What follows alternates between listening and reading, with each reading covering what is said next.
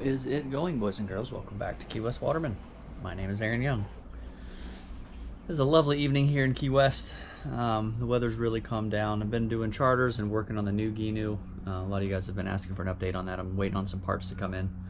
Still working on it, but it's in the evening. Sun's about to go down. I wanted to kind of bring you up to speed this evening. We're going to be leaving super early tomorrow. Long story short, I have some fantastic weather coming up this week. I have 2 days off in a row. I think it was yesterday. A good friend of mine, his name's Matt Conrad. He grew up fishing. He actually lives out in the desert now. He's kind of been all over. I met him down here in Key West. He's kind of a, I'll use the word hippie. I'm also a hippie, but he's kind of a hippie. He does a lot of meditation. He's connected to the earth and the plants, and he says things talk to him. So he sent me a text message yesterday. That was kind of interesting. Said that he had some type of supernatural experience, and the voice told him to go sword fishing. He's unfortunately in the desert. When he lived down here, me and him were sword fishing buddies, so we did a lot of that together. So he figured he'd pass that info along to me. So I'm going to take it and run with it and see if Matt's voice was telling us something real or if it was full of it. So we're going to get up super early tomorrow, head out to the sword grounds, and try our luck. Our fridge is actually empty. We have no fish right now. We actually had steak for dinner. A lot of you guys ask if we eat anything other than fish. We do here and there. A lot of deer and venison, sometimes chicken and some steaks here and there. But we're out of fish. We're going to go try and find a swordfish. I'll see you guys in the morning.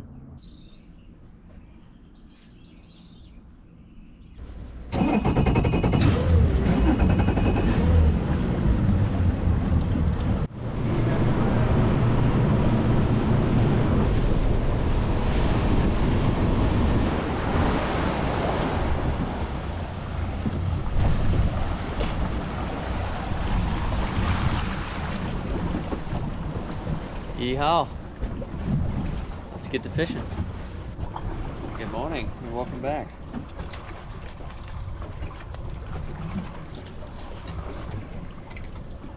So first thing when we get out here, I always put the boat in neutral and try and get a drift, see what our current's doing.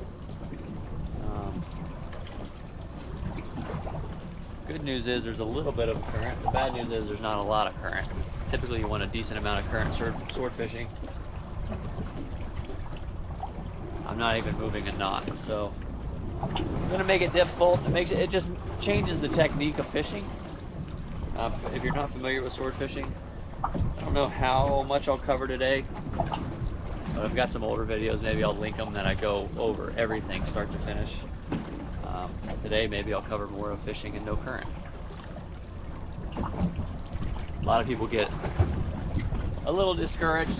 I know a lot of the hardcore guys won't fish without current, fish for swordfish without current, but I cannot tell you how many fish I've landed with zero current. You just have to adapt a little bit and mix it up and pray for a little bit of luck. Get these reels rigged up and get some baits down.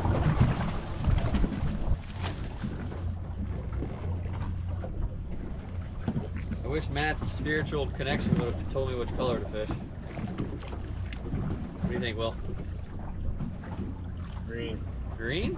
You were gonna say pink, right? I was gonna say pink. I was gonna say pink too. Oh. And I thought that my choice was wrong, so I said green. If you're at home watching, pick a color now. Let's see what do you... Pink. Does your heart say pink? Yeah. Are you sure? Yeah, but that's why I went with the opposite. Oh. What does that even mean? I don't know. Pink it is. Going down. Alright, so we've got... This is pink. 300 pound extra hard leader. This wind on is 250, maybe 300 extra, I can't remember, depends on what I have. So the biggest difference today is we have no current. It's moving like 0.7, which is under a knot. Typically what we're doing is we set the line out, put a big weight on it, swing around, and then you drive into the current, and there's so much current that the current drags the bait across the bottom. And the difference today is we have to change that up because there is going to be no current to move the bait. There are other parts in the world where they fish swordfish with no current all the time, so I don't see why people make it such a big deal down here. You just have to kind of change your your method a little bit. So what we're gonna do is we're gonna set the same way. These are just some lights. I wind them on there with rubber bands. We're gonna set the same way, and I'm still gonna use a bigger weight. I'm gonna use a 10-pound weight, and we're just gonna barely bump into what little bit of current we have. And just very slowly move the bait across the bottom and see if we can get lucky. So right now I'm driving with the current. And like I said, there's not much of it, so that kind of sounds confusing, but what little current we have, I am going with it. So our wind on loop, got a 10-pound lead. Down she goes.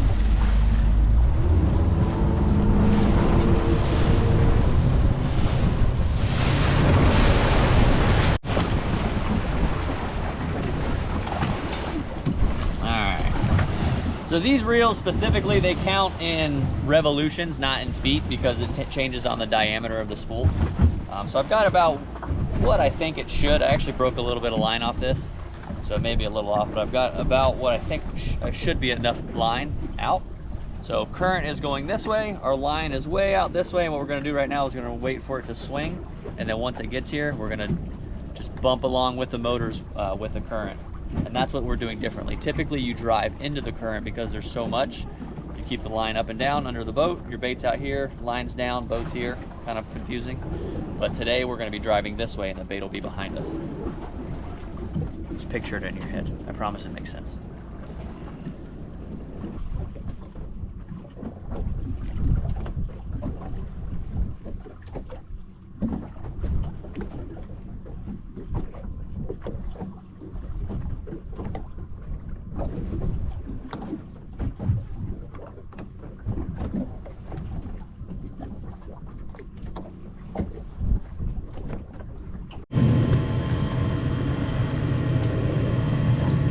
First drop, did about an hour and 20 minutes.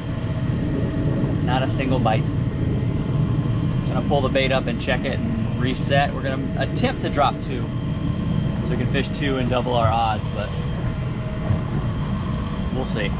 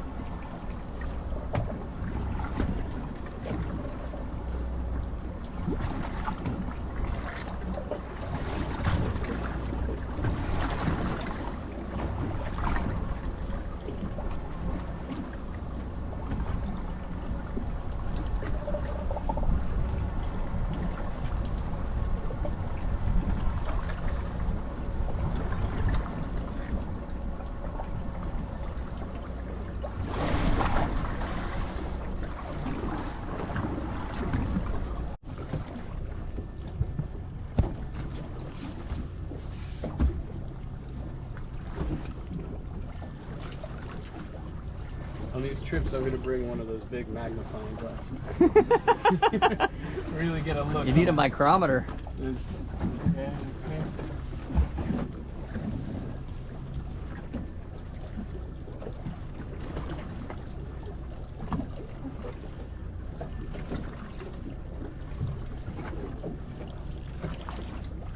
Oh, come on. There's a little tick, tick, tick. Very subtle.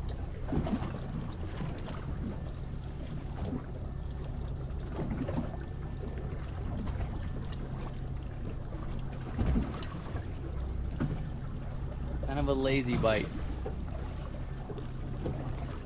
These swordfish bites literally can be just barely little ticks, almost unnoticeable sometimes.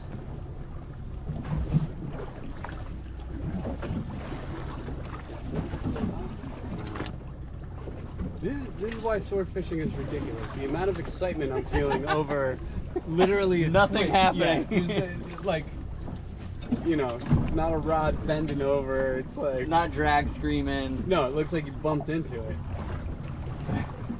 and I couldn't. It looks like the wind blew. Yeah, the adrenaline is like, oh yeah.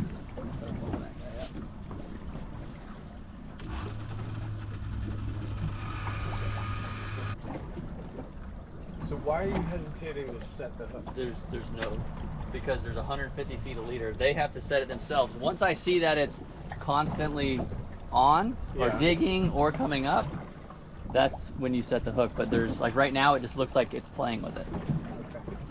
Okay. So I mean, I can move it a little. Some people say drop it 20 feet. Some people say pick it up. But realistically, the fish has to hook itself. Once the fish is hooked, you can drive the hook. Yeah. But I don't know. I'm worried about bringing that one in. Why? Because I don't know if the bait is facing towards us or the other way. So there's little ticks there still. Gonna give it a couple minutes and see. Hopefully it'll hook itself.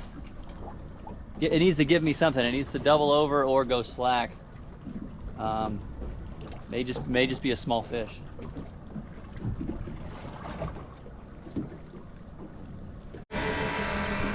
So the camera was off. I just turned it on and it came up easy for a second, and now it's kind of digging down, which lets me know we've got a little bit of weight on there. It seems like the hook is in whatever it is.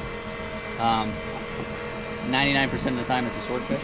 Sometimes you randomly catch sharks, but seems like we've got something on. Fingers crossed it stays hooked.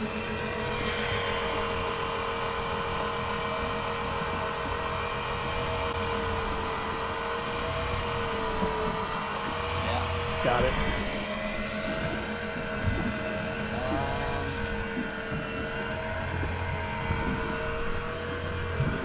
I may regret this, but we're gonna do this way.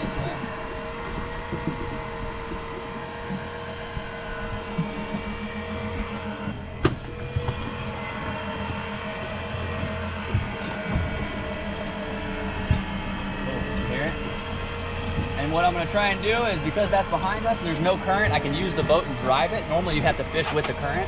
I'm going to try and flip this around and get that rod behind us and then drive this way with it, if that makes sense.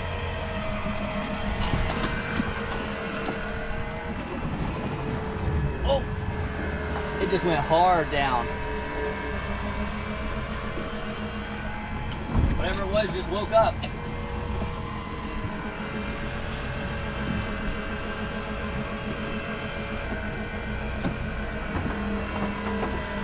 Oh yeah. Just dug a couple of times.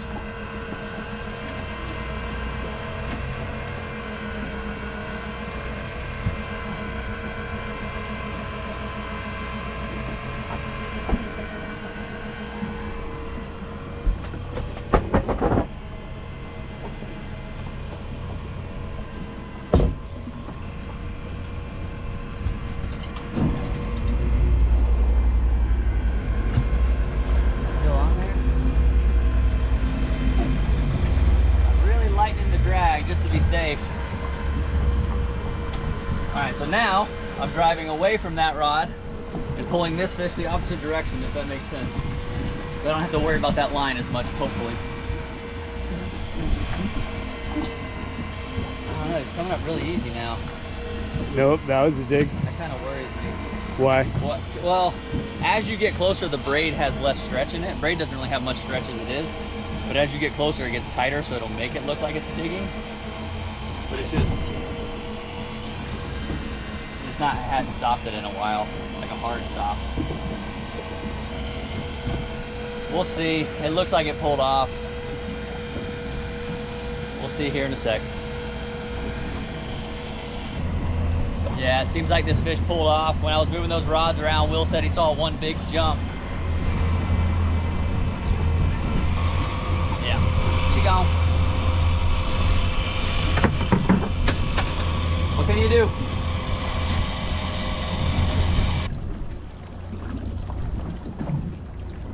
Mauled it. That was thick meat. Completely pulled it apart. May have been a little crappy rigging.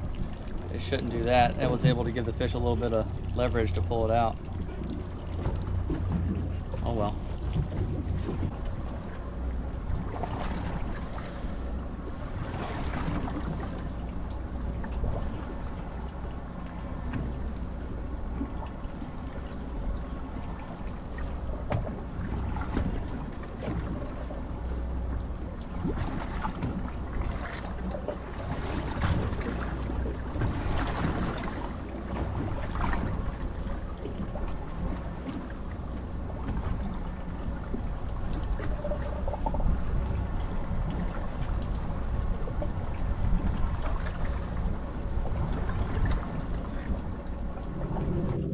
I kid you not, I am 200 feet from the first bite.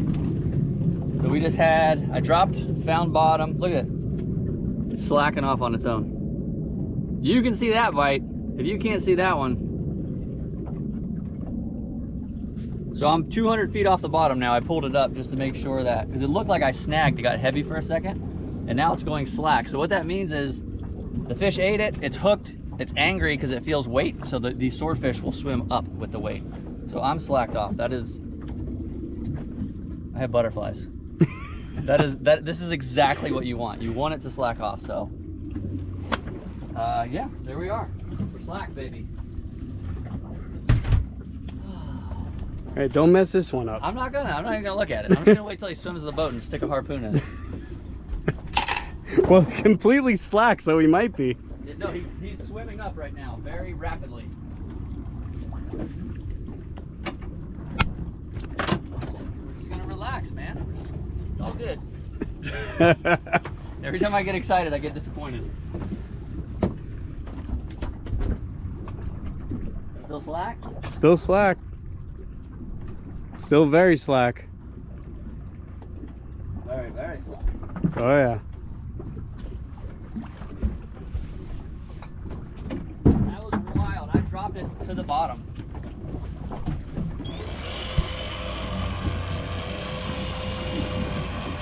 Oh my God, my heart is racing.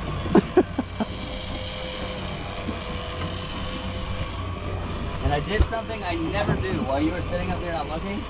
I was like, I'm gonna rig the harpoon ahead of time, even though that's like a super no-no. Whoa. Now you have to do that every time. Yeah, apparently. Today's all about the superstitions.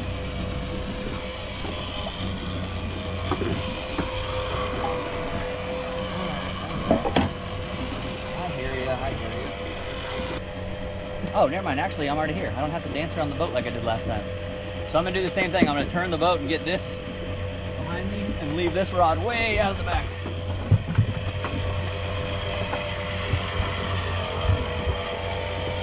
So we're still slack. There's 10 pounds of lead on there. That should absolutely have more weight on it. You can see how light that is.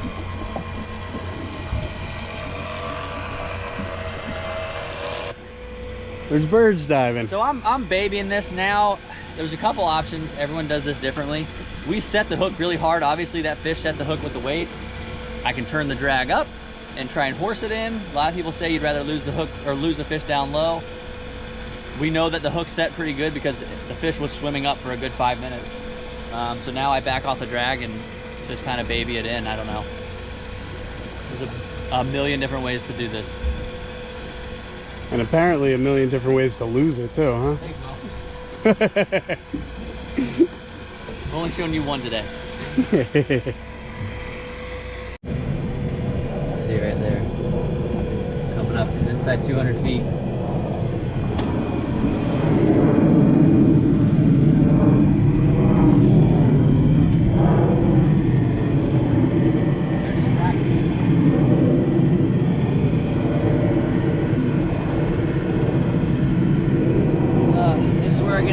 Because you're hoping that hook set is right. This is where the fish gets the most spunky. We'll start doing head shakes and throwing it around, and we're getting close.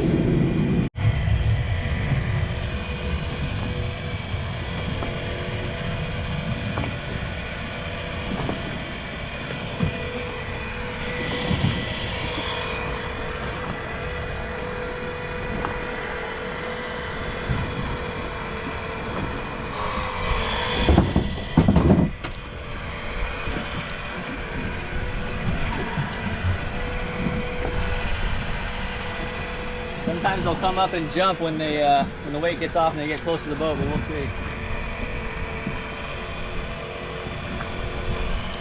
Have not seen it.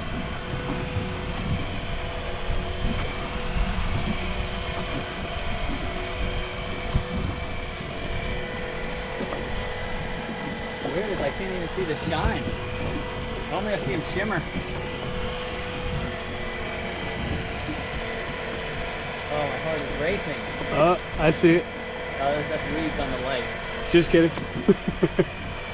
see the light, just kidding.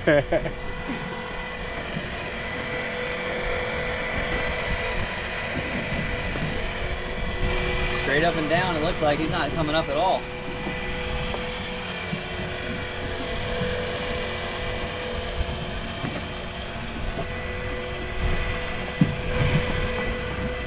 I got color. Oh, Oh no. Oh, he turned towards the boat. He's on. Turn towards the boat. Oh, turn right towards the boat. Hit that button, Will. Hit the red button. Okay, hold it.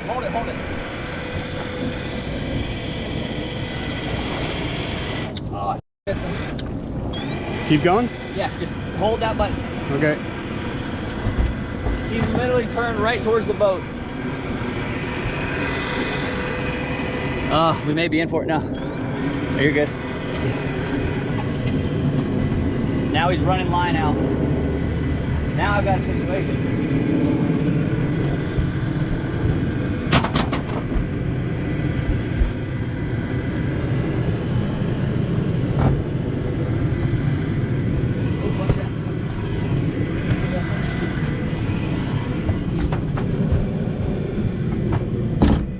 Oh man. Alright, he's coming back in. That's a good fish. So what happened was he turned towards the boat and it felt and your instincts go, the hook pulled, but it didn't.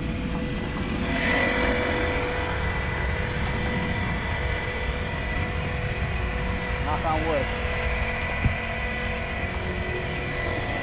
He's under.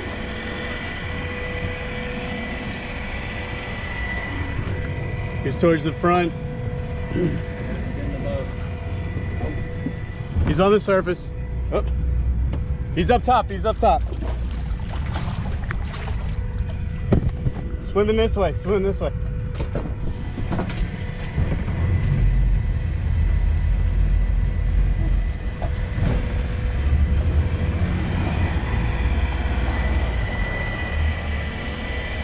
Why? He was right on the surface. I couldn't get the harpoon up there fast enough safely. I'd have been running crazy line everywhere.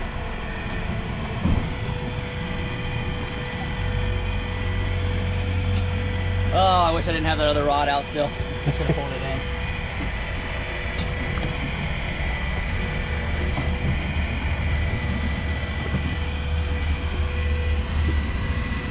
If that goes to 0. Still got plenty of time. If it goes to 0, which am I pressing? Just hit a red button. Okay.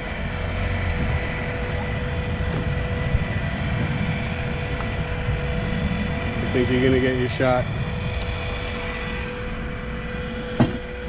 He's just going straight down. He's going straight. There you go. Now I've got even more trouble to get that. There you go.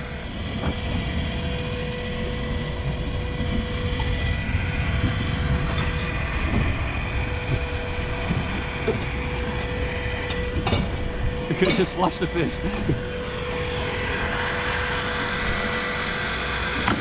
It's too deep. Oh, he's digging now. I'm getting impatient and I'm making bad decisions.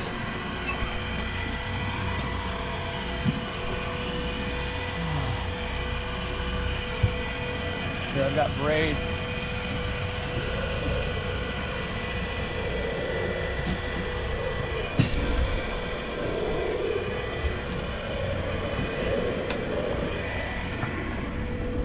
Open that spool. We've got a good old-fashioned cluster. You're coming up. This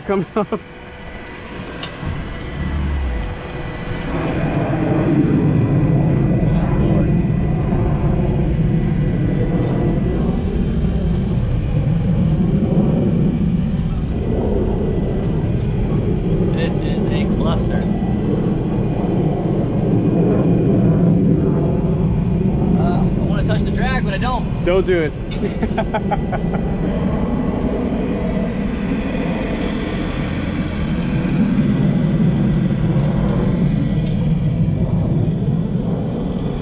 Watch the number. Yep, yep.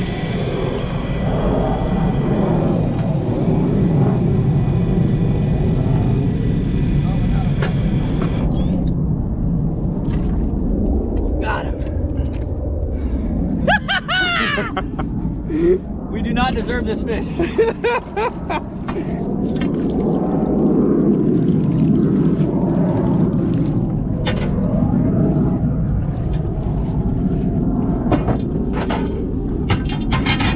do not deserve this fish.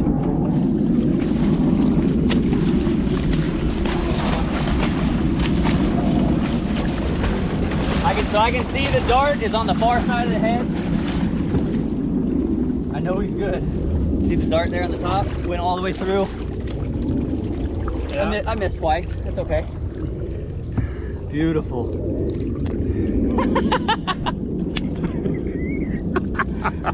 Oh, baby. Matt Conrad, all the way from New Mexico. All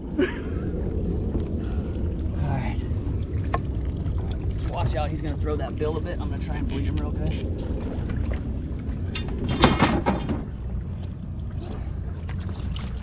How many people do you think are gonna give me crap for holding the camera and not helping? No, it's good. I like the challenge. I like the challenge. All right, well, there we go. Okay. The real challenge is gonna be untangling that. Yeah, I created quite the cluster. That's the problem with these fish, is they go crazy. This thing was dancing circles around us. If I can find the brain. Watch that bill, because they will come back to life. I was talking to myself. Woo! Yeah, baby! There we go. See the nerves going? You can see all his muscles tensing up. It's on his way out. Thank you, buddy. I know. Old Pinky did it. You see that? Pink never fails. Perfect eater. I can fit that in the cooler comfortably. Show where the hook is.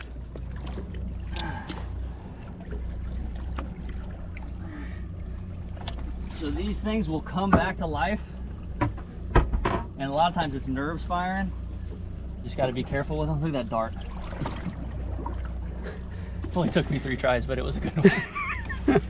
Hook. Look at that hook set. Hooked it from the outside into the lip. Yes, thank you, buddy. I appreciate you. We're gonna feed a lot of people. So we've let them go probably 10 minutes, 15 minutes. Hopefully the nerves don't come back.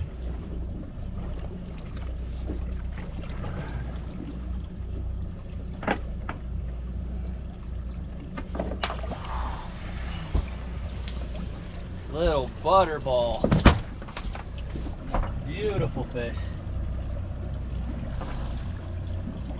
Oh my gosh. Thank you, buddy. Dude, are they not just magnificent? Like gladiators of the sea. There's not a lot of fish out there better than these. Maybe a mako shark.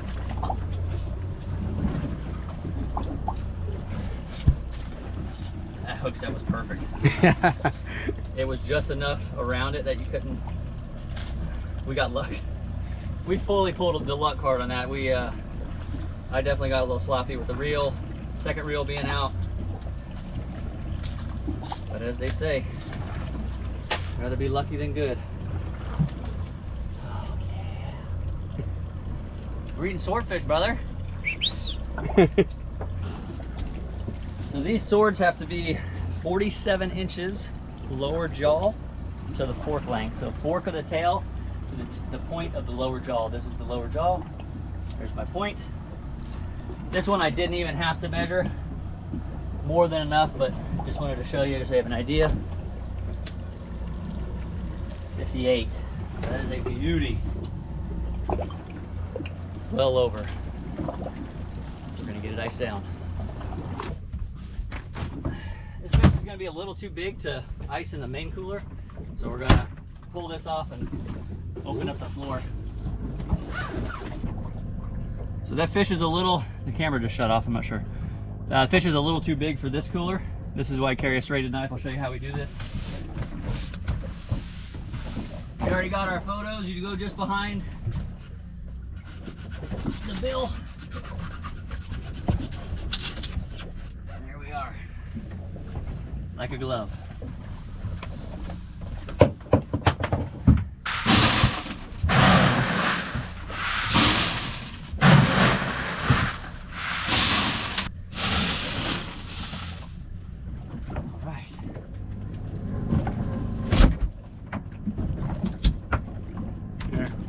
She is nice and cozy. We're done here. Just gotta get cleaned up a little bit and we'll see you back at the dock.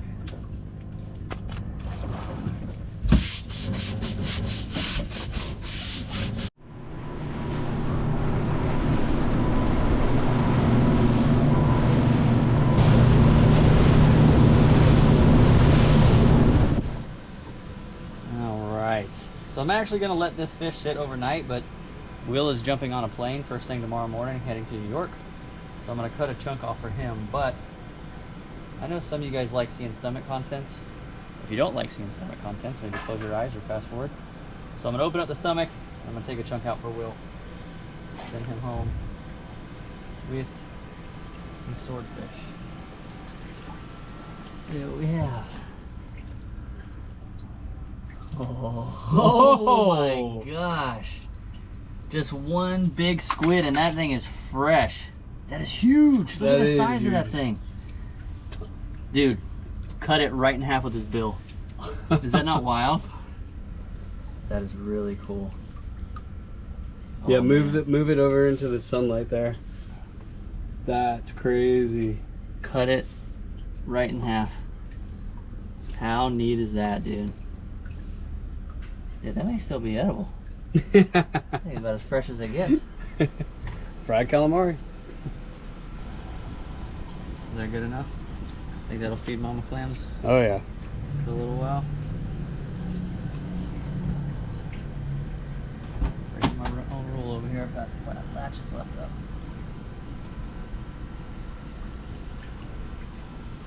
So I'm gonna let the rest of this fish sit on ice overnight. Just like everything, I like even swordfish, I like it to rest.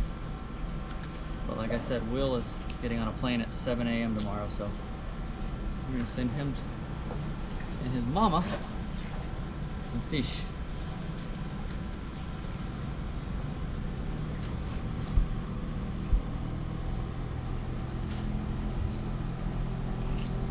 Yeah, I bled that fish and there's still a lot of blood coming out. How big's your cooler? You think I can take another chunk? Will she eat it? Yeah, sure, dude. Now that I'm looking at it, that doesn't look like a lot. That's wild. Even after bleeding that fish, there's that much left in him. This thing is beautiful pink though.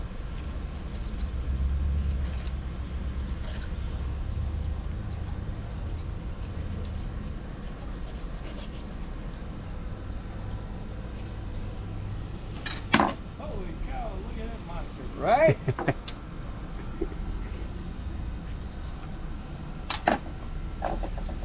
That should be enough. Oh yeah. Woo! She's pretty.